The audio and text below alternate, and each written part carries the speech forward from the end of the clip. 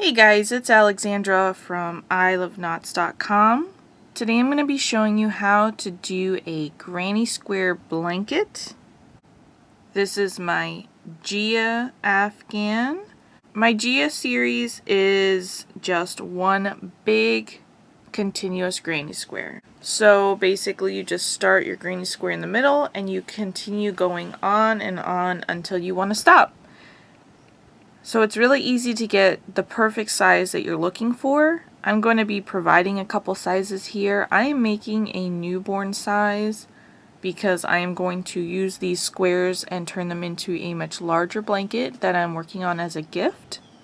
But I'm going to be providing instructions all the way up through a throw size blanket. Again, if you want to make it even larger than 60-ish inches, you just keep adding rounds to it. Or if you wanted to make it smaller at any point, you just stop adding rounds. For this blanket, you're going to need some worsted weight yarn. I am using Red Heart Super Saver. This gray is called light gray. The pink is shocking pink. And the blue is called soft navy. These are colors I put together because these are the colors of my recipients that I'm making this gift for. And I've worked two different versions up. As I said, I'm going to be turning this into a bigger blanket, so some of my squares are going to be worked in this pattern. And for this one, I did one gray, one pink, one gray, one blue. Then I went up to two gray, one pink, two gray, one blue. Then I went up again, three gray, one pink, three gray, one blue.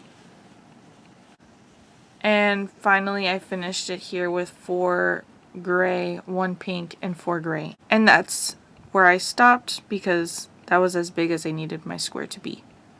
This square is a little bit shy of 30 inches so that I can add a border onto it. And my border is just going to be a couple rounds of each color, but in probably single crochet around there. You can stop at any point and just end on a round of granny square, but I like the finishing touch of an added border. So I am going to be going back and adding a border at the end. And another version that I did, which this is the one I'm going to show the tutorial for, I started with 6 rounds of gray in the middle, then one pink, 6 rounds of gray, then a blue, 6 rounds of gray and a pink, and finish it off with 6 rounds of gray. And it's the same size as the other square. I'm going to have 2 squares in my blanket that are going to be like this. Of course, you could work your Afghan in just one color, or you could do big blocks of color. I thought that the blue and the pink might be a little overwhelming, so I wanted to just add pops of it here. I am making this blanket for adults, so I didn't want it to be too babyish or something you would give like a tween, and I'm really happy with how it came out. Alright, so this is a really big square and most of the pattern is worked exactly the same. You're just adding additional squares, more repeats. So I'm only going to show you a few rows to get you started. I'm going to show you how to change colors. I'm going to show you how to take gauge. And then you'll get a chart that shows how many rounds you need to work in total to get the overall size that you're looking for. I will show you how to add a border after that, and then we will weave in our ends and we'll be done. Gauge is not terribly essential for this unless the finished size is essential to you. But if it is, I will show you how to take gauge after a couple rounds, and if you're spot on, you're good. If you're measuring larger or smaller, then you'll want to go down or up a hook size.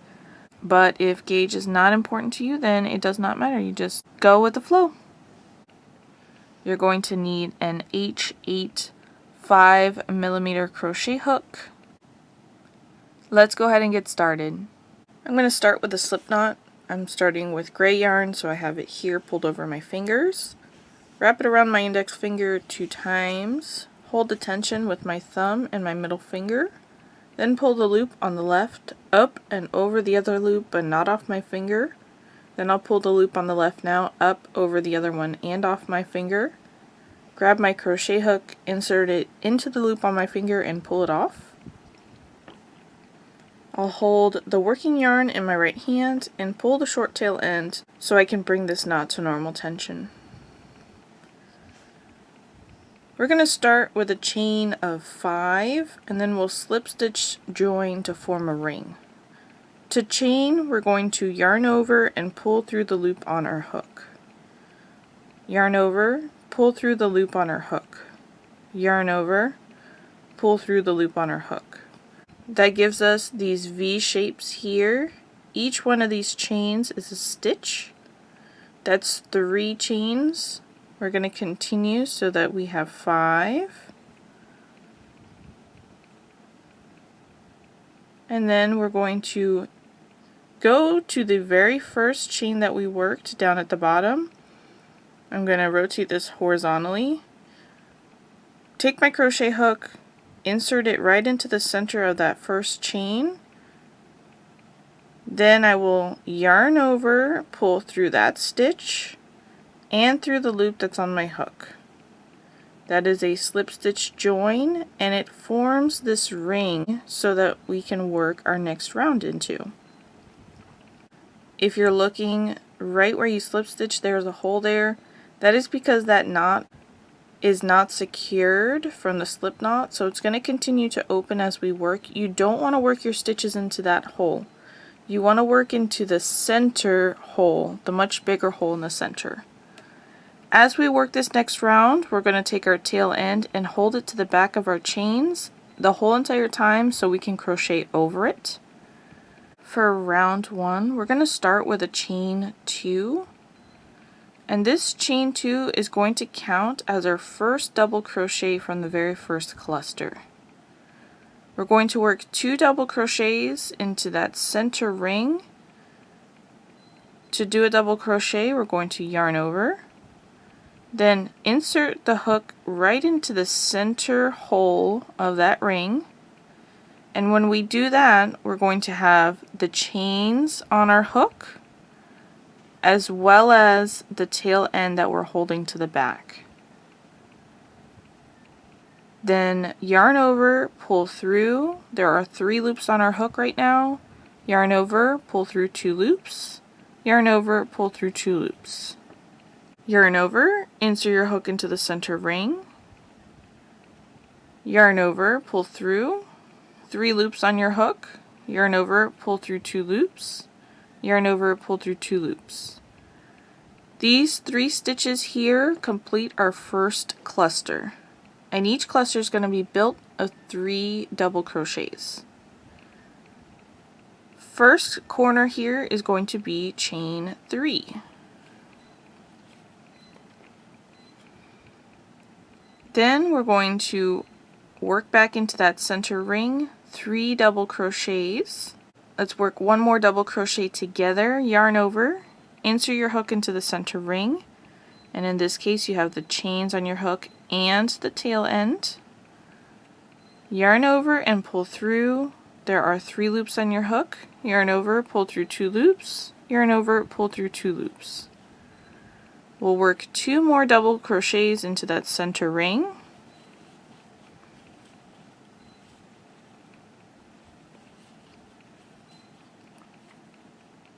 And now we have our second cluster done there. 3 double crochets equals a cluster. We'll work another corner, chain 3.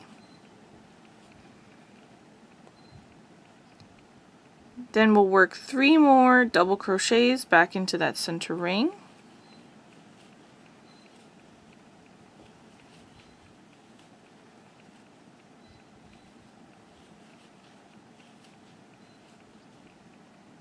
Next corner is going to be chain 3. Then we need 1 more cluster. We have 3 clusters and we need 1 more worked into that center ring, so 3 more double crochets there.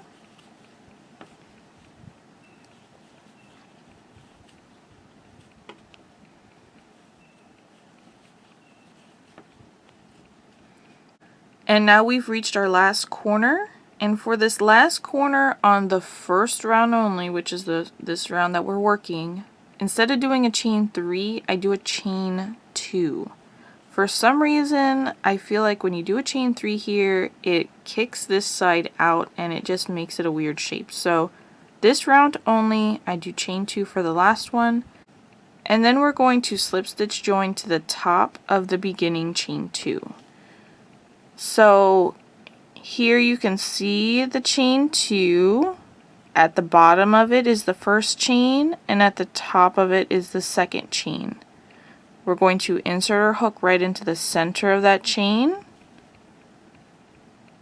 then yarn over and pull through that stitch and through the loop on our hook. We're going to slip stitch join to the top chain of the beginning chain 2 every single time we complete a round. And here is round 1 finished. The whole entire time we crocheted over our tail so that we could come back here, hold onto the fabric. I have my fingers on either side of the hole, and then you can pull on that tail and it'll close up that beginning ring. Now as I work, that ring is going to open back up, so I'm not going to worry about it too much. But when I go to weave in my ends, that's what I'm going to do. I'm going to pull it closed and then I will weave it in. I'm going to work a couple more rounds and then I'm going to show how to change colors. If you want to change colors here for the second round, you're going to want to make sure to go down into the description box and click on the timestamp that says how to change colors. I'm going to do 6 rounds before I change colors, so that will be a little bit later on in the video.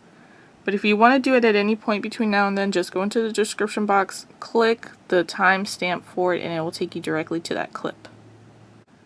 Let's go ahead and start round 2. For each round, we're going to do the same thing. We've just slip stitched into the top chain. Now we're going to slip stitch over to the chain space.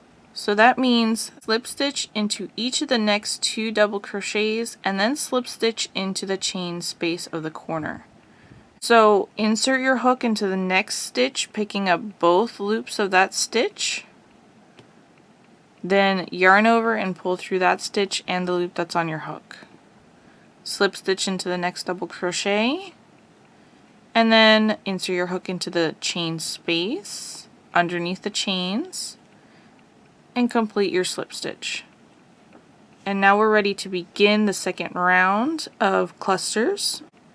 And now we're going to begin here with a chain 2. We're always going to start with a chain 2 for our granny stitch clusters, and that chain 2 counts as the first double crochet of the cluster. Here in the corners, we're always going to work the same exact way. In this case, we're starting with a chain 2, but if you were working in the next one, you would start with the double crochet first. But the corners are going to have 3 double crochets, chain 3, 3 double crochets, always. So here for this first one, chain 2, then 2 double crochets, inserting your hook right into the center of the chain space. That completes the first set of clusters, then chain 3, and then 3 more double crochets back into that same space. And it sort of looks like I don't have enough room, but if you just hold the fabric in your left hand and pull on the stitches with your right, it'll slide right down that chain, giving you more space.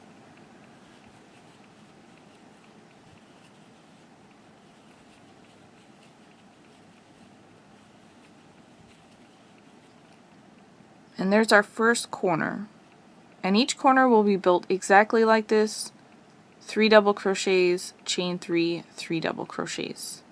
In between our clusters in the center, we're going to have a chain 1. Now we're back to another corner, so it's going to be 3 double crochets,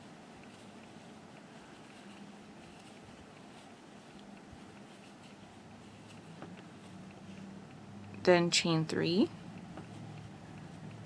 3 more double crochets back into that chain space. And again, if you need more space, just hold the fabric with your left hand and just pull down the stitches and they'll just slide right down the chain.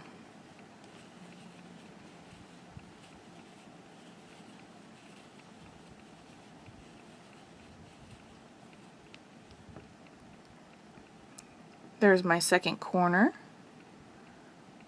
Chain 1 in the center, then another corner, 3 double crochets,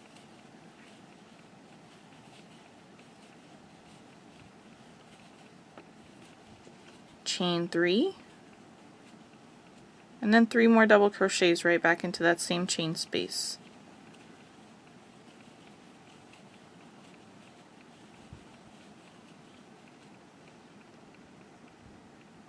In the center we chain 1. We have one more corner left, and we're going to do it the same way, 3 double crochets,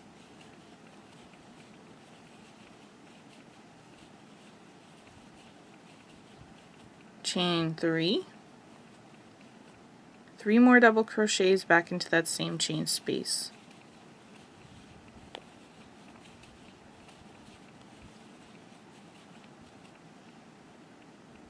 And now we've reached the beginning. We're going to work one more chain 1 here in the middle, then insert into the top chain of the beginning chain 2. On the bottom's the first chain, on the top is the top chain, the second chain.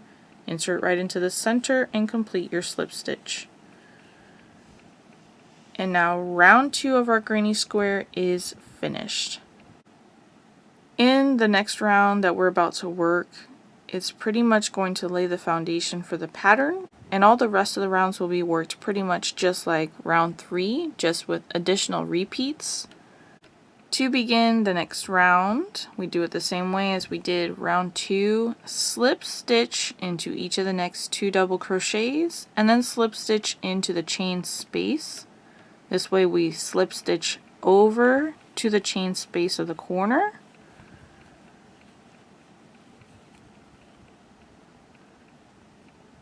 And then we start with a chain 2, 2 double crochets into this chain space, chain 3, 3 more double crochets into that same exact chain space,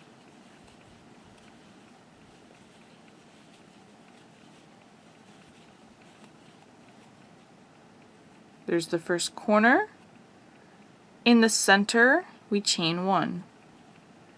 We have one space here in between these 2 clusters. In that space in the center is where we're going to work our next cluster. So 3 double crochets right into the center of that space.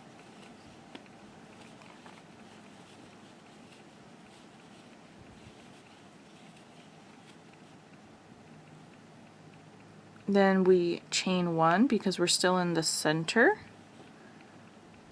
Now in the next corner here, we're going to work 3 double crochets,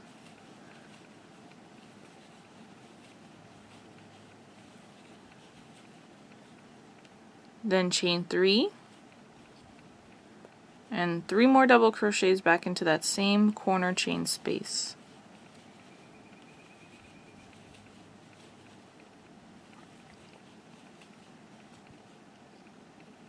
Second corner done, and the whole side there. Working in the center, we chain 1. In the next chain space that's in the center of the square right now, in between those 2 clusters, we're going to work 3 double crochets.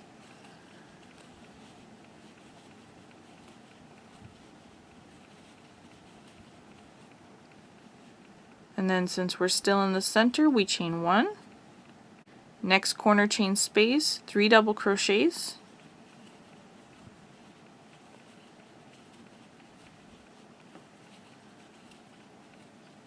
chain 3, then 3 double crochets back into that same exact chain space,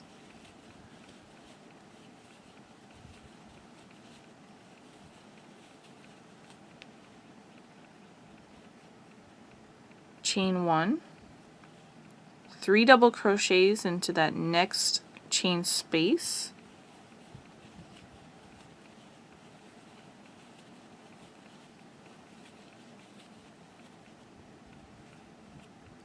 chain 1. For our last corner, we're going to work 3 double crochets,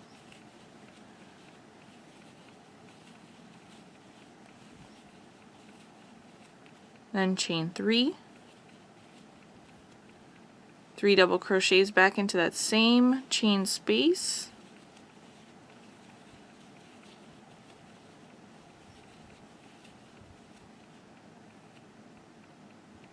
then we chain 1, work 3 double crochets into that center chain space,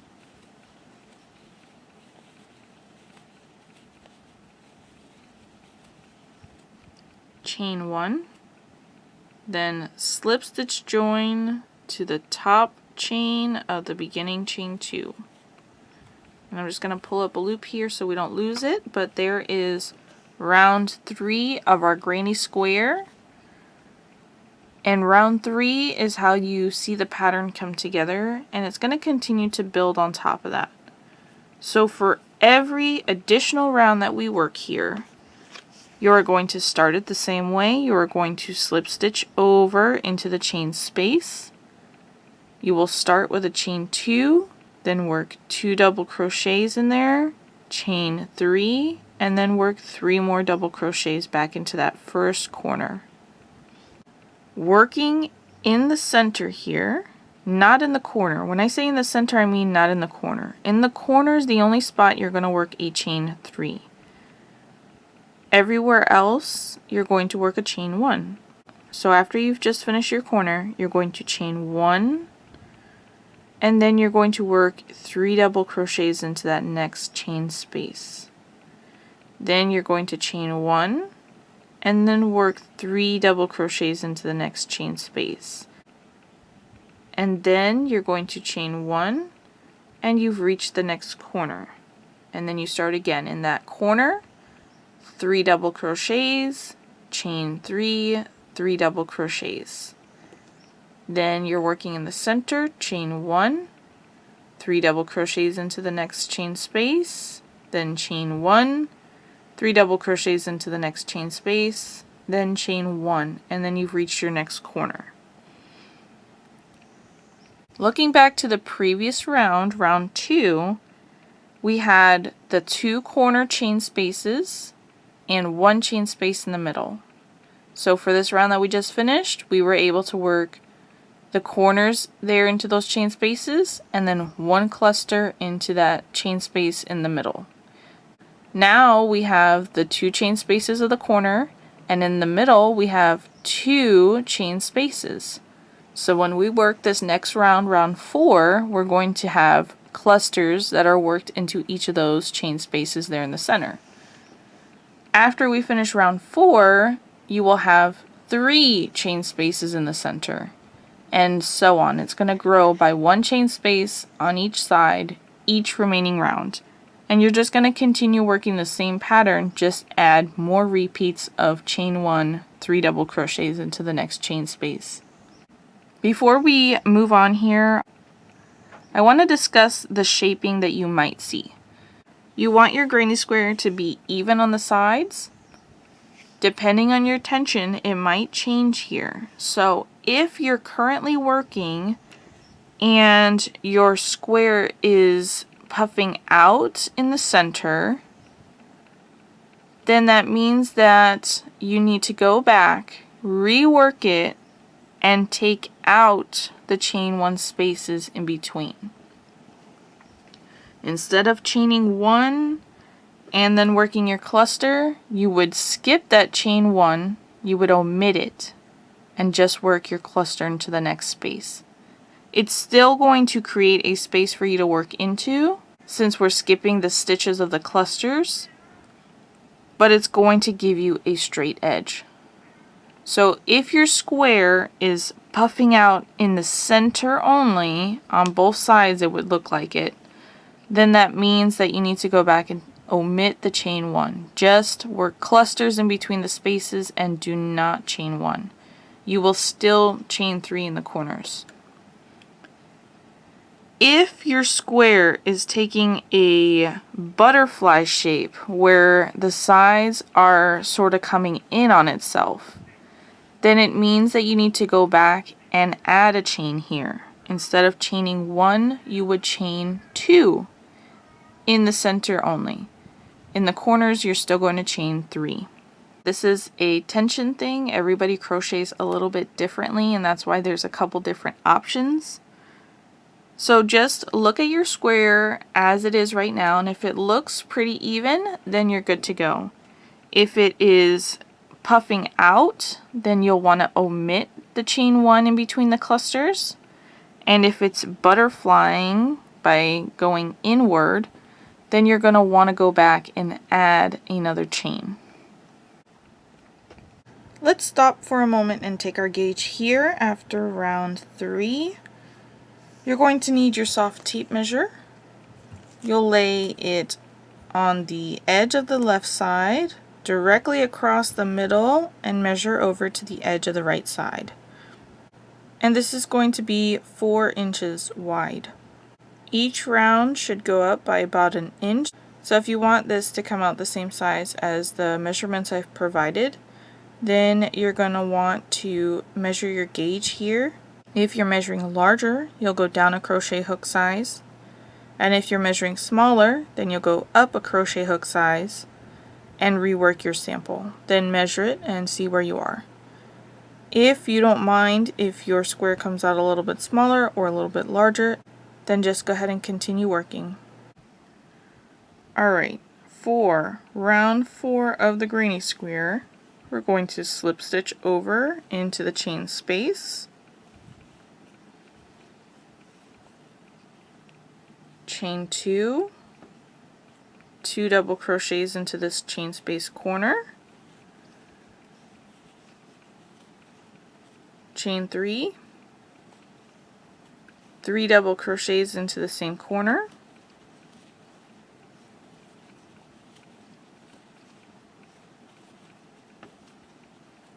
chain 1, 3 double crochets into the next chain space,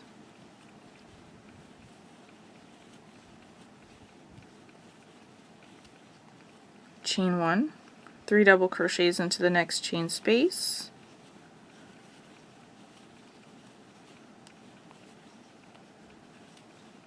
chain 1, 3 double crochets into the next corner,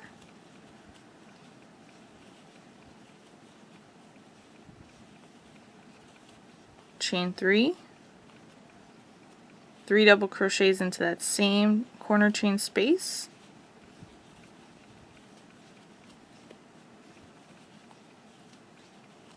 and now you're ready to start your side again. Chain 1, 3 double crochets into the next chain space,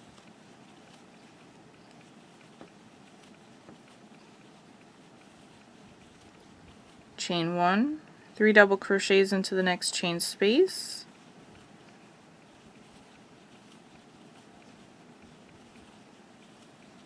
chain 1. We've reached the next corner. You're going to repeat it exactly the same. Go ahead and work that side and the last side, and I'll be back with you so we can slip stitch.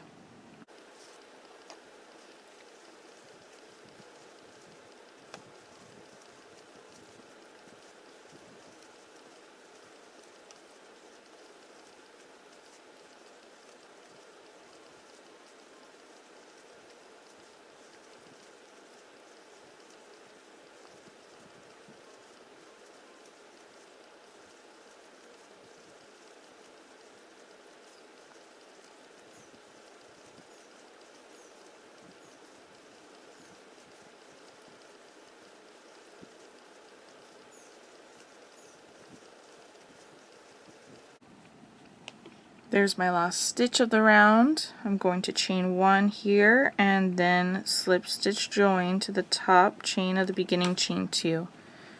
And there's round 4. You can see how the shaping in the center is growing. I'm not going to continue showing each round since they're all worked exactly the same. Just adding an additional chain 1 and cluster in the center. I am going to work off camera so that I have 6 rounds complete, and then I'm going to be back to show you how to change colors, and then I will put up a chart showing how many rounds you will need depending on the size that you'd like to work. If you want to skip ahead to the chart, you can go down into the description box below and just click the timestamp that is for the chart showing the number of rows. Alright, I've worked 6 rounds up to my last cluster. I'm going to work the chain 1 here, and we're going to get ready to change colors for the next round. I'm going to show you 4 ways that I use to change colors, and I change it up depending on the project that I'm working and how I'm feeling. I know that doesn't really help you exactly figure it out. I'm going to end with my preferred way, the best way that I like to do it for the most seamless look. But I'm going to show you the other ways too, and you can decide what works best for you. Now, these are the 4 ways that I personally use. There might be some other ways out there too. So these are not the only 4 ways that it can be done. I've just worked my last chain 1. All the join methods that I'm going to show you are going to start the same way. We're going to slip stitch join to the top chain of the beginning chain 2. Then I'm going to slip stitch over into each of the next 2 double crochets here. And I slip stitch all the way over in the previous color so that the color is consistent throughout the round. Alright, the first way I'm going to show you, insert your hook into the corner chain space. Do not complete your slip stitch. We're going to pull our new color through at the last yarn over. Since the slip stitch is a much smaller stitch, there's not much to it, so we've inserted our hook in there, grab the new color, put it on my hook. This is the last yarn over of this stitch. Pull it through to complete that slip stitch. Now I've just finished the round in the gray, and I'm ready to start with the pink, my new round. And I'll just work a chain 2 so you can see. Then for this pink tail that's down here in the chain space, I would just work my first corner over it, and as you work over that tail end, holding it to the back of the chains, and it will cover up the whole entire thing.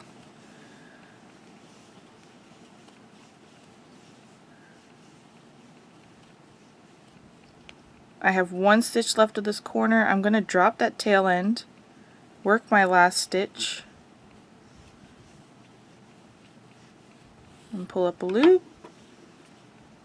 And now that pink tail is hidden and you've worked in your new color. You can see this loop right here is visible.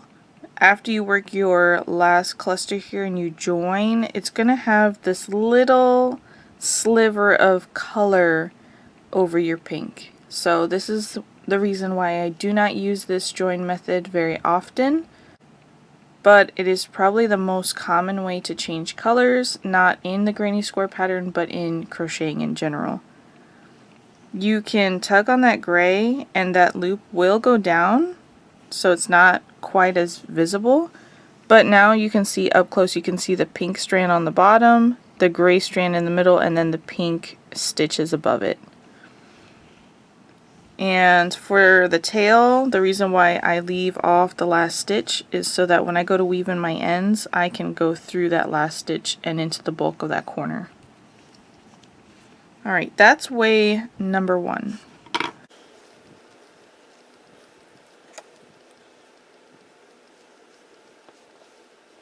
For way number 2, I'm going to slip stitch into the corner chain space as normal with my gray. I've just completed the entire row there and slip stitched all the way over.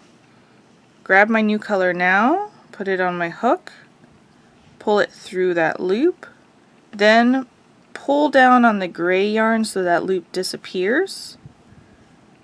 And now I'm ready to start with my pink. Chain 2, and I will work over both tail ends here for this corner. Just inserting my hook into that chain space as normal and crocheting over the chains and both tail ends.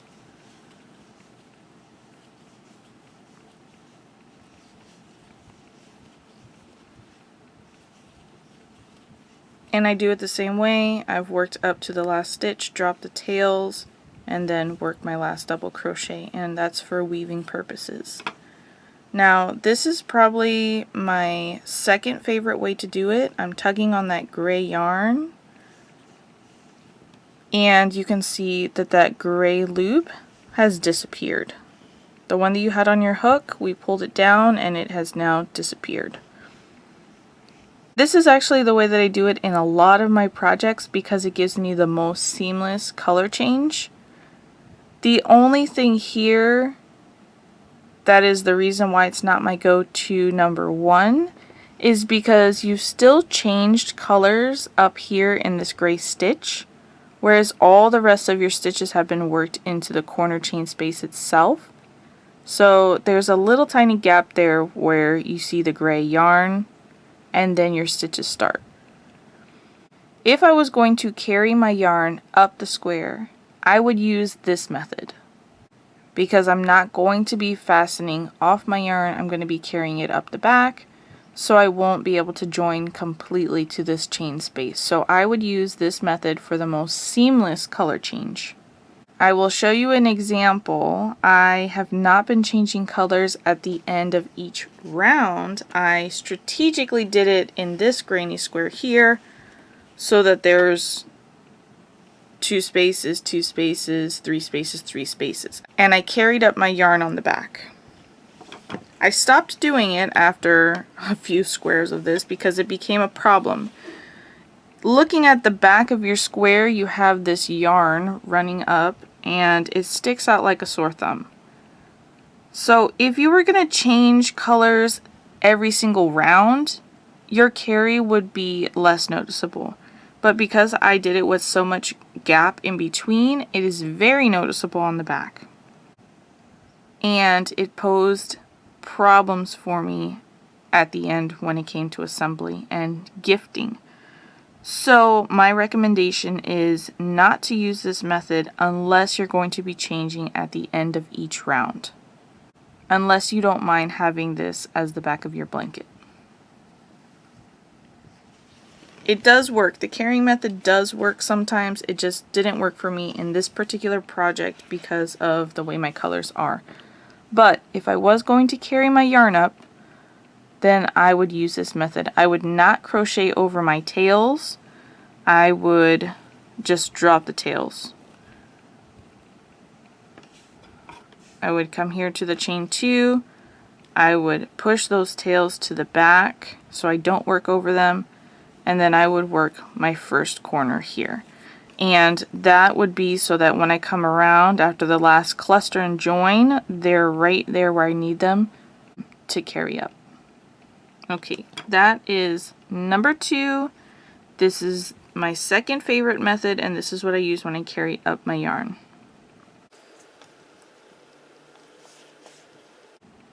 Number 3. I'm going to go ahead and slip stitch as normal into the chain space and fasten off my yarn. Pull up on the loop to break it and grab my new color. Make a slip knot.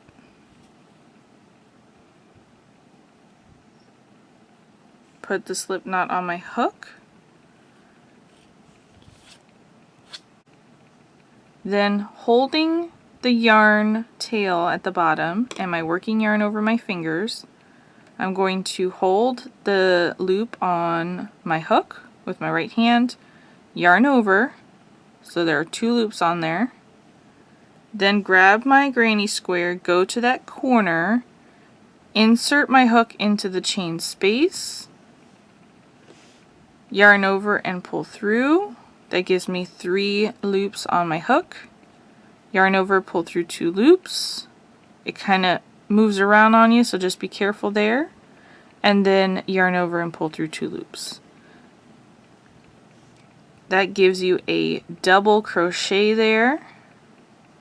And then continue on working your corner here, working over your gray tail to hide it.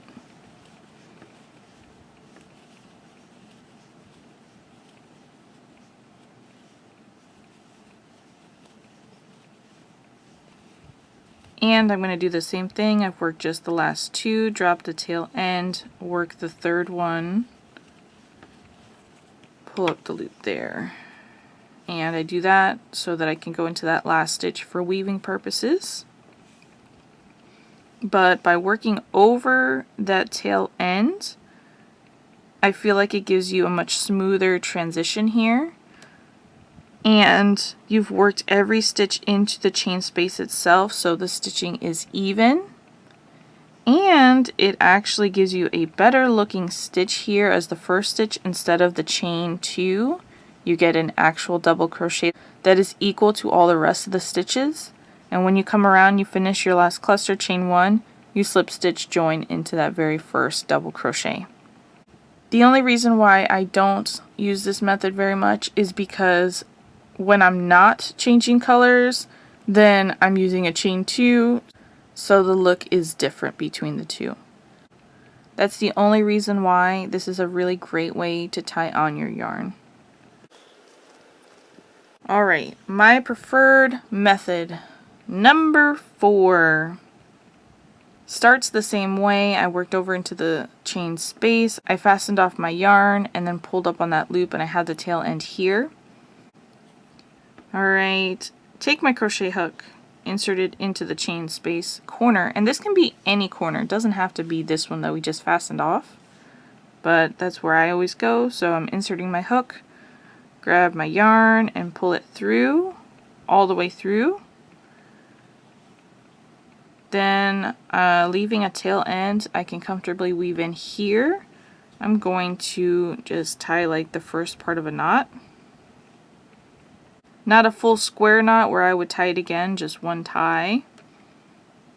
And then pull the tails to the left side, insert my hook into that chain space again, yarn over and pull through, and then start with my chain 2. Then work over the tail ends.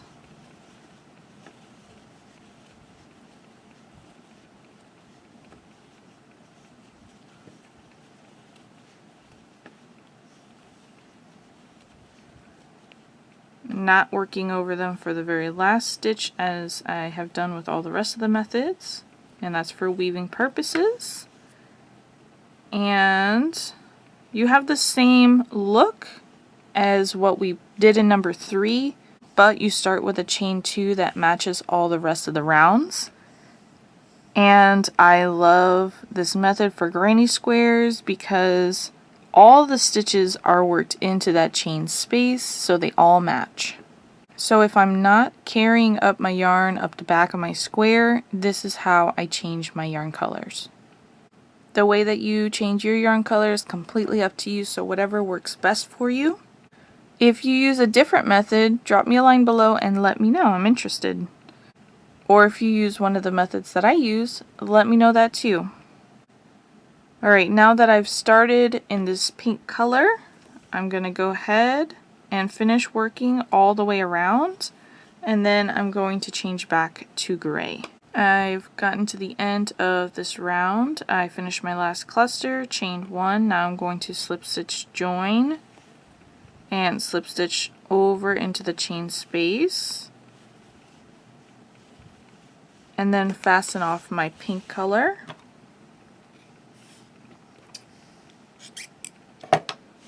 Pull up on the loop to break it, and then I'll go back to my gray yarn. Insert my hook into the corner chain space, pull the tail end through, then tie a knot, move the tails to the left side, insert my hook back in, yarn over and pull through, and then chain 2, and I'm ready to go with the gray again. I'm going to go for another 6 rounds. Now I'm about to run out of gray yarn, so I'm going to be showing how to change yarn colors in the middle of the granny square. We're going to go back to that first method that I showed you of changing the yarn, where we do it in the last yarn over of the previous stitch. So here we're working double crochets, so we'll work the first half, yarn over, insert your hook into the stitch, yarn over, pull through, 3 loops, yarn over, pull through 2 loops, leaving 2 loops on your hook, and we're going to pause here because this is the last step of the stitch. Grab our new ball, make a loop, leaving a tail end long enough to comfortably weave in. Put that loop on your hook, and this counts as the last yarn over. Then pull it through the 2 loops that were on your hook, and that completes the stitch. Then I just go to my tails and I tighten them down so that that stitch goes to normal tension. Drop the tails to the back, and then with my new ball, work my next stitch. In this case, it's the 3rd double crochet of this cluster. And now you just continue working your stitches as normal in your new ball. And later on, when you go back to weave in your ends, then you just take care of those 2 tails. I sent my squares off to have the ends woven in. And I showed you how the back had this long, ugly tail that just ran up with a mixture of all the colors that I just carried up together. I want to show you here, it is the same exact square that once had the long tail run up right here, and Candace of T&C Crafters made this disappear like magic. You can see a little bit of the gray here in this pink box because she wrapped the pink around the gray to hide it. And then up here in this pink box you can see the same thing, that she wrapped the pink around the gray. She did the same thing here with this blue. She wrapped the blue around the gray, but you can't see it at all. I am super impressed. I am super happy. I was dreading the fact that I did that on all my squares, and then I was going to have to line my blanket. I am not a great sewer. This is a huge blanket that I'm working on, and I was really worried about that. So she is a lifesaver. She takes custom orders. She does finishing services. I will pop the link to her shop in the description box below. She is awesome. I have enjoyed working with her a lot over the years. I'm going to put up a chart now showing how many rounds in total you should have depending on the size that you're working.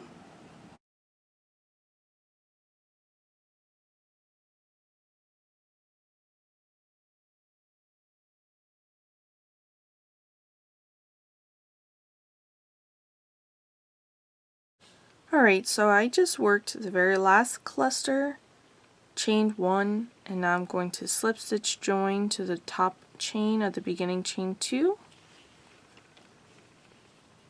And now my base of the granny square pattern is finished.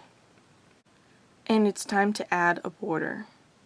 Before we get into the border, I want to show you examples of what it will look like when you are joining, depending on where you're starting from. For this one, right where I finished off my granny square, I went ahead and chained 1 and started my border there. You can see that my seam goes straight up from here. So the more rounds that you work here, you are going to have a visible seam, so take that into consideration. If you don't like that look, you don't want to see your seam there, but you want to stay working in the same color. What I would suggest doing is after you join, wherever it is, slip stitch over in pattern. So if you're working in the back loop only, you'll slip stitch over in the back loop only because that'll be easier to cover up later. Slip stitch over into the chain space, then work your corner. So if you're following pattern here, it'll be a chain 1. But by starting here in the corner, you'll be able to hide your seam a lot better because the seam will move over with each round that you add. And then when you come around, you will work your stitches. In this case, it's a single crochet. Work your stitch over the slip stitch, and then slip stitch join to the very first stitch of your round, and then slip stitch over. This will help you to hide your seam, stay in pattern, and not have to fasten off to reattach your yarn. But if you're going to change colors, like I did on this Afghan right here, then you can fasten off after you slip stitch, reattach your new color into the chain space, and then begin. In this case, same pattern, so chain 1, half double crochet into that chain space. But if you were working in double crochets, start with your chain 2, whatever your pattern is that you're following. For this particular one where I'm working single crochets in the back loop only, my corners are half double crochet. And here is where my seam is, but you don't see a seam, you just see the corners. So if I'm going to change colors, I'll fasten off, reattach my new color in the chain space to hide that seam. If I was going to stay working in the same color and I wanted to achieve something more like this, then I would slip stitch over to the chain space and start from there. If you don't care about the seam, it doesn't bother you, or you're only going to work a couple rounds, then you may just want to work it this way. Completely up to you. I know that sometimes the seam is something that we want to hide the best that we can, so I just want to have some options there for you. If you don't want to add a border, you don't have to. You can fasten off at the end of any round that you're working, and you would just end with a round of the granny square pattern. I do like to add a little bit of a border to give a finishing touch.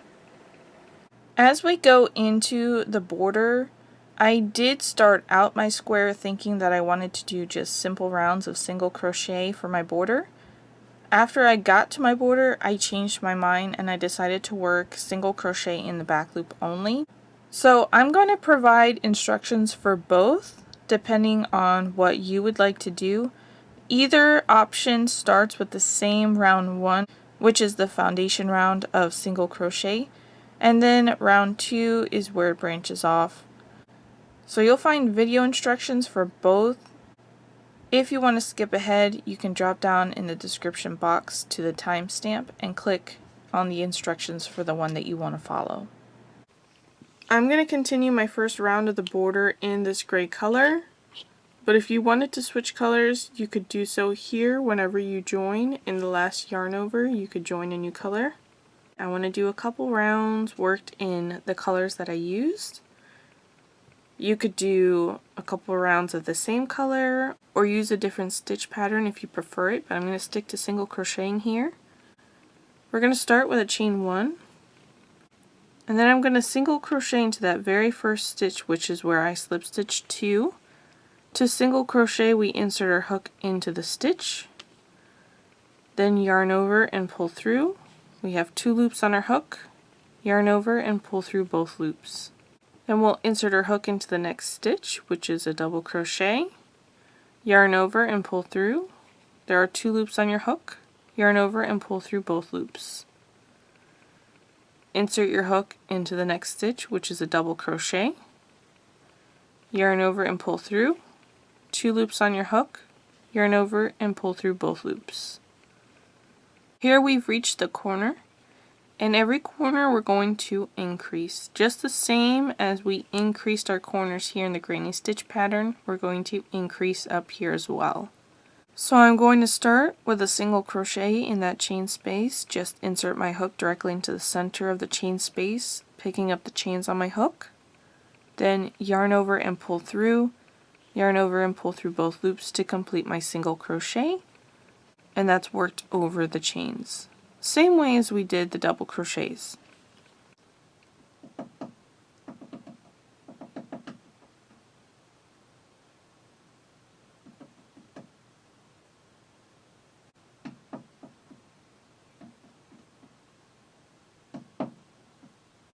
Then I'm going to chain 2 and single crochet back into that same exact chain space. So my chain spaces will all be worked the same: single crochet, chain 2, single crochet. Now we're going to rotate our fabric and we're going to work down the side. The stitch pattern is going to be the same throughout the entire border. Here along the sides, we're going to single crochet into each stitch and each space.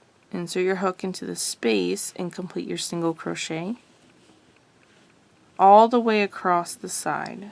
So single crochet into each stitch and each space all the way down the side, all the way up until you get to the next corner. Alright, there's my last stitch of the side. Now we've reached our corner, and in the corner we're going to single crochet, chain 2, single crochet back into that same corner chain space. And now we're ready to begin again. I'm going to work off camera. We're going to do the same thing down the next side, single crochet into each stitch and each space all the way across until you get to the next corner, and then you'll work a single crochet, chain 2, single crochet into that corner. Then you have one more side here to work, same way, single crochet all the way across, single crochet, chain 2, single crochet in the corner, and then you'll be back to the top where you'll single crochet all the way across until you get back to the beginning. Then we'll slip stitch join around. I'm probably going to change colors there. So once I get closer to the end of this round, I'll be back with you. Alrighty, I've worked around. I have one stitch left in that last chain space. Then I'm going to slip stitch join to the very first stitch, and I'm going to switch colors. So I'm going to insert my hook into that very first stitch. If I was just going to complete it in this color and continue in this color, then I would yarn over and pull through to complete. But I'm going to drop this gray color and pick up my new color. I'm not sure if I want to do it with pink first and then blue, or blue and then pink. So I'm just going to work a little bit and see what I think. But I'm going to switch colors the same way. So I have a loop here and a tail end long enough to comfortably weave in. That loop's going to go onto my hook. This is going to count as the last yarn over of the slip stitch, and then I'm going to pull through that stitch and the loop that's on my hook. Tug on the gray a little bit so that loop goes to normal tension, and then drop the tail and grab the working yarn here. Now I'm ready to work in my new color. Chain 1, single crochet into that very first stitch, and each stitch all the way across. In the chain spaces, I'm going to work them the same way as I did in the previous round. Single crochet in there, chain 2, single crochet back into that same exact space. And I'm going to continue working in this manner until I have all my rounds complete.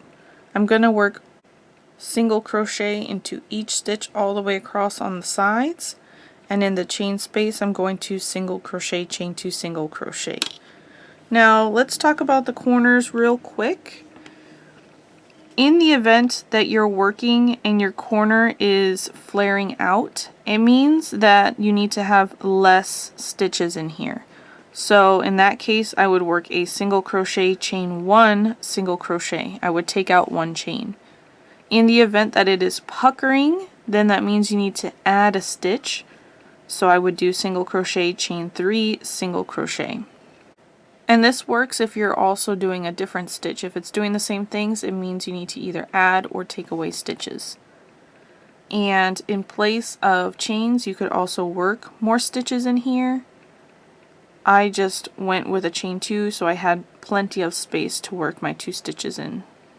I'm going to continue working off camera until I have all the rounds of my border complete. They're all going to be worked exactly the same, so just continue in the same manner, switching colors as you'd like. My plan is to do gray, blue, pink, then gray, but that could change at any time. For all the remaining rounds, I'm going to work them exactly the same as this round here. We're going to chain 1, single crochet into the back loop only of each stitch all the way around. When we get to the chain spaces of the corners, we are going to increase. So my first stitch of this round is going to be right here where this chain one is coming out of. Before I get into that, looking a couple stitches forward, you're going to see that they have the V shape, both loops. They have a top loop here and a bottom loop. That top loop is actually the back loop, and then the bottom one is the front loop. And when we work into the back loop only, instead of working into the stitch picking up both loops of that V shape, instead we work down the top center, pushing towards the back of the fabric, picking up just that back loop on our hook. And when you push your hook all the way through, you won't be able to see it from the right side of the fabric. It's poking through on the wrong side. So then you know you have the back loop only on your hook and you can complete your stitch. I like the ridged appearance and texture and finish of working into the back loop only. So the single crochets worked exactly the same.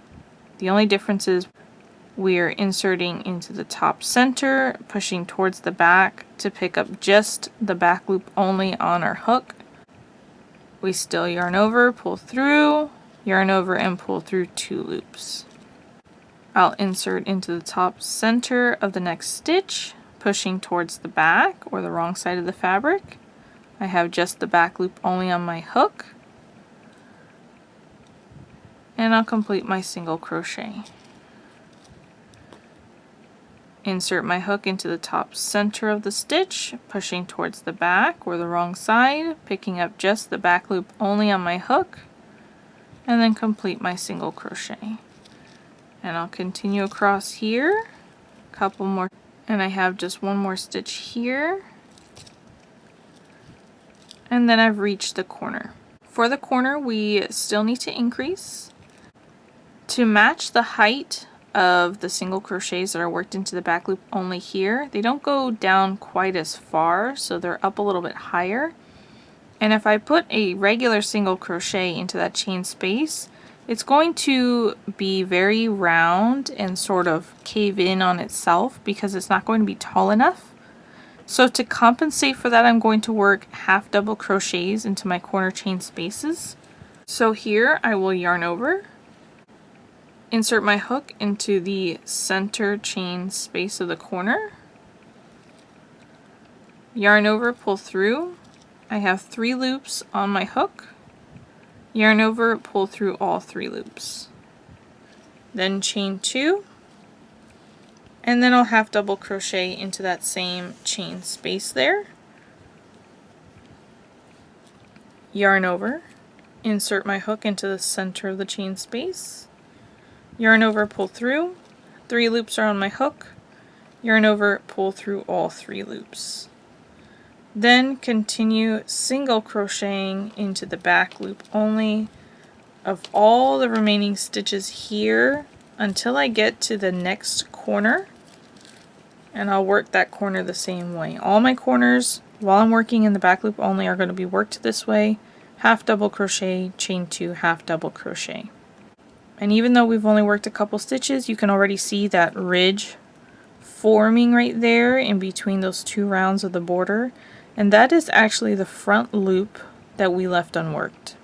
I'm going to go ahead and continue working all the way around until I get back to the beginning here, making sure in each of my corners to work a half double crochet, chain 2, half double crochet so that it matches that height. Alright, I have one more single crochet here to work into the back loop only, and then I'm ready to join. And when we work in regular single crochet, we insert into the first stitch picking up both loops and then complete our slip stitch. While we're working in the back loop only, to continue with that appearance, we're going to insert our hook into the back loop only of the first stitch. Then yarn over, pull through that stitch and through the loop that's on your hook, and that will complete your round with a slip stitch that's worked into the back loop only. Alright, I'm going to continue working my border rounds off camera, but I'll go ahead and put up a chart now showing how many rounds you should have depending on the size that you're working. When we come back, we'll weave in our ends and then the blanket will be ready to go.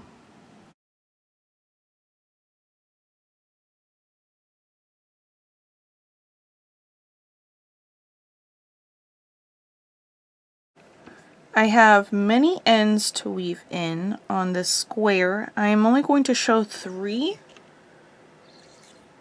Let's start with the one that we just fastened off here at the end. I'm going to thread that into my tapestry needle.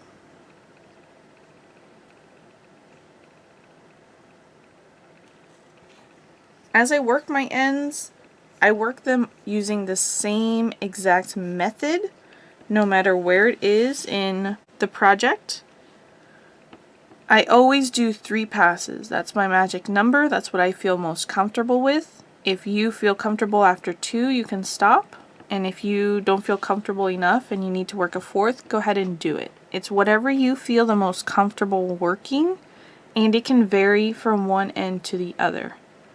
The other thing that I do instead of picking up the entire stitch on my needle is I insert it into the center of the stitch, breaking it in half, and then I work all the way across into several stitches, and when I exit, I also break that stitch in half. I do this every single time, and this is to help capture the tail end yarn within the project.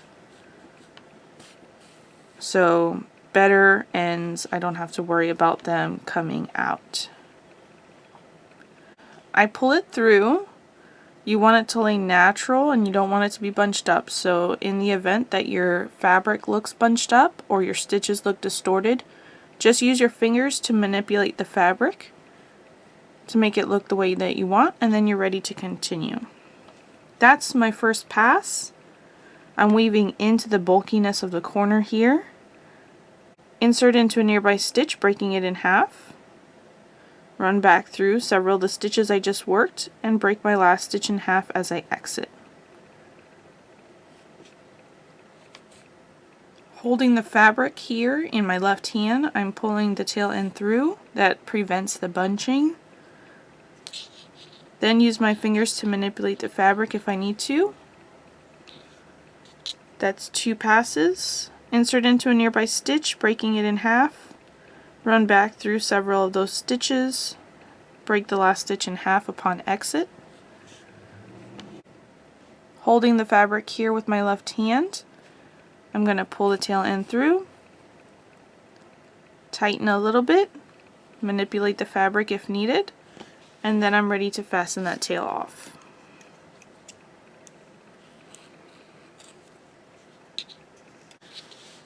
All the ones that I have here where I've joined in the corner, I'm going to work them in a similar manner. I'm going to weave into the bulkiness of the cluster stitch, preferably here at the corner. I will match colors, so for this pink one that's up here in the gray area, I will run it down so that it's into the pink below it.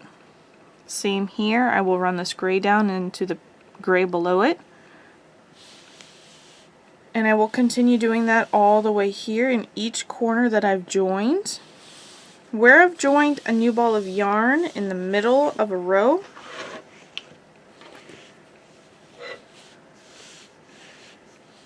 I have 2 ends here. You can see one on the top and one towards the bottom.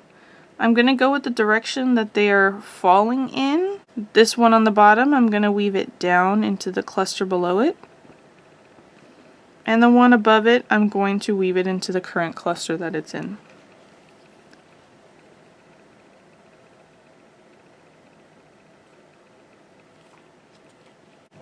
So this is the one here at the bottom. I'm going to weave it vertically here. I am going to break this first stitch in half as normal, run it down vertically through several parts of this double crochet stitch,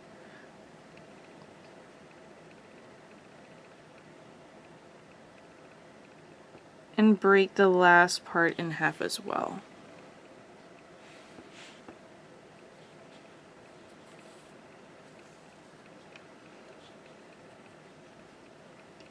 And you can see when I tug on this that it bunches this last double crochet up, the one that we switched colors in. So I pull it back up with my fingers, manipulating the fabric here, until it looks the way that I want. Then I'll insert into a nearby stitch down here.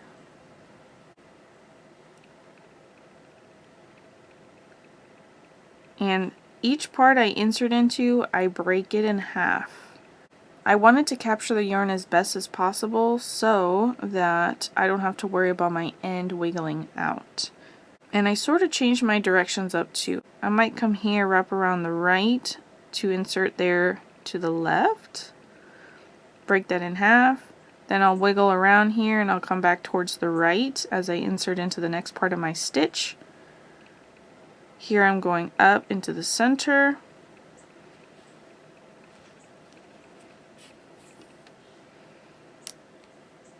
And do the same thing, pull it, then use my fingers to manipulate the fabric if needed. And then I'll do it again, inserting here into a nearby stitch.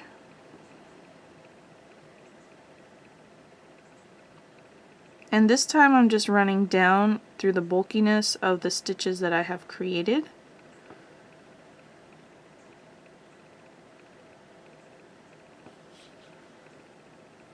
And I'll pull it through. Give it a tug, manipulate the fabric if needed. If you need to work another pass, go ahead and do that. If not, you can go ahead and fasten off. I worked this one vertically because that's just what made the most sense to go with the placement of the tail. But this one up here on the top, I'm going to weave it in horizontally into the bulkiness of that cluster there.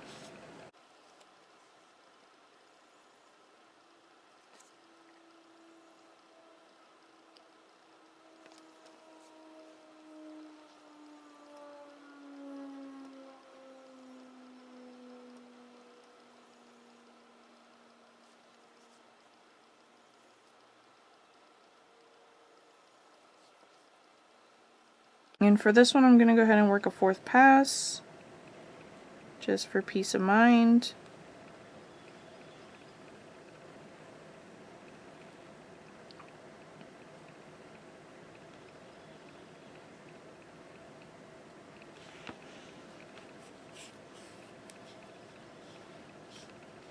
And now I'm ready to fasten those two off.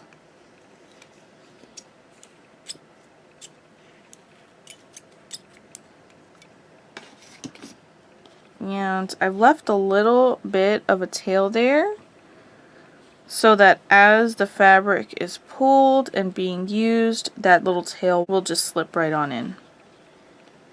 Alright, one more type of end to weave in. That's going to be the very center one.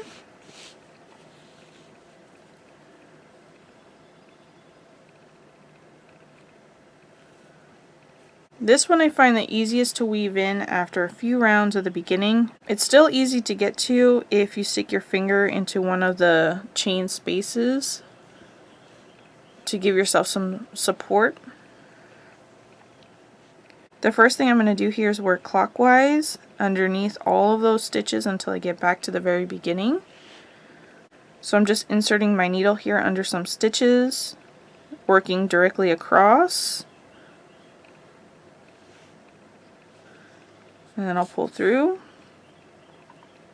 and then I'll continue here working directly across some stitches and pull, and then I have a few more. Right here, this gets me back to the beginning. I want to work a couple stitches past that, and then I'll pull through. Then I'll hold the fabric here in between my fingers and pull on the tail end. That's going to completely close up your ring. Then I hold the tension here with my thumb so that the fabric doesn't come loose. And now I'm going to insert into a nearby stitch here, breaking it in half. Run it under several stitches here, breaking the last stitch in half as I exit.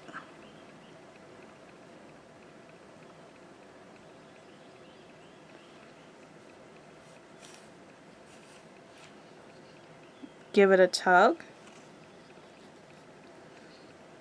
then insert into a nearby stitch, breaking it in half, work back through several of those stitches I just worked, breaking the last stitch in half as I exit, give it a tug,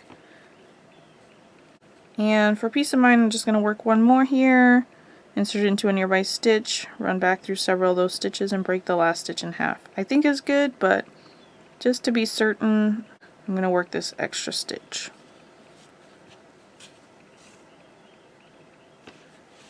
And now I can fasten that one off.